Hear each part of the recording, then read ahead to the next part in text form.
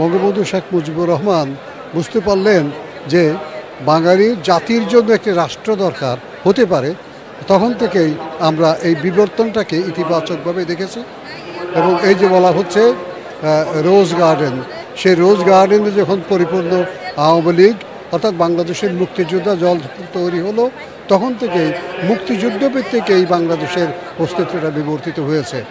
তবে মাঝখানে আমরা জানি যারা মুক্তিযুদ্ধের বিরোধী, বাংলাদেশের যারা বিরোধী, তারা বঙ্গবন্ধুকে হত্যা করে, বঙ্গবন্ধুর আদর্শকে হত্যা করে, মুক্তিযুদ্ধকে হত্যা করে বাংলাদেশকে হত্যা করতে চেয়েছিল, সেটি সম্ভব হয়নি।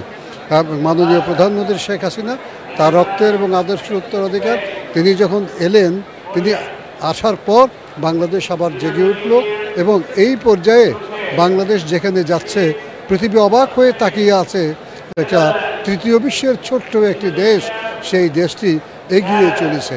এই যে এগিয়ে যাওয়া আশা করি, আমরা কামনা করি আর থামবে না, কারণ বাংলাদেশের মুক্তিযুদ্ধের শক্তি একেবারে প্রতিটি ব্যক্তি জেগে উঠেছে এবং বিবর্তিত সত্তা মূল আমরা বলি মানুষ বাঙালি হিসেবে তারা এগিয়ে যাচ্ছে।